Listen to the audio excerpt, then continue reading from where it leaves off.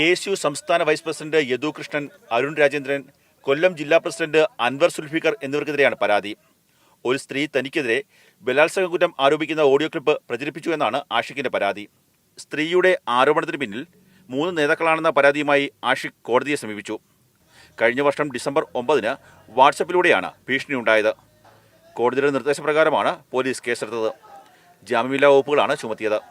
അതേസമയം വ്യാജ പരാതിയാണെന്നും മാനനഷ്ടത്തിന് കേസ് കൊടുക്കുമെന്നും രണ്ടാം പ്രതി യദുകൃഷ്ണൻ പറഞ്ഞു. ഇത് വളരെ കൃത്യമായി ഏതോ ഗൂഢാലോചനയാണ് ഇതിന് പിന്നിൽ നിന്നാണ് മനസ്സിലാക്കാൻ വേണ്ടി സാധിക്കുന്നത്. ഇന്ന് തന്നെ ഒരു നല്ല അഭിഭാഷകനെ കണ്ടുകൊണ്ട് മാനനഷ്ടത്തിന് ഇതിനെ കേസ് ചാർജ് ചെയ്ത പോലീസിനടക്കം ഇതാരാണ് പരാതി കൊടുത്തിട്ടുള്ളത് എന്ന് വെച്ച് കഴിഞ്ഞാൽ ആ പരാതി കൊടുത്തിരിക്കുന്ന ആളുകൾക്കെതിരെ കൃത്യമായി ഞാൻ മാനനഷ്ടത്തിന് കേസുമായി മുമ്പോട്ട് പോവുകയാണ്. കഴിഞ്ഞ കുറച്ചു നാളുകളായി കൊല്ലത്തെ KSUവിൽ ശക്തമായ വിഭാഗീയതയും ഗ്രൂപ്പ് പ്രവർത്തനങ്ങളും നിലനിൽക്കുന്നുണ്ട്. KSUവിലെ ഗ്രൂപ്പ് വൈര്യമാണ് കേസിലേക്ക് വരെ എത്തിയതെന്നാണ് സൂചന. അതേസമയം കേസുമായി മുന്നോട്ട് പോകുമ്പോഴും വാദിയും പ്രതികളും കൊല്ലത്ത് നടന്ന KSU കമ്മീഷൻ ഓഫീസ് മാർച്ചിൽ ഒരുമിച്ചെത്തിയതും കൗതുകമായി.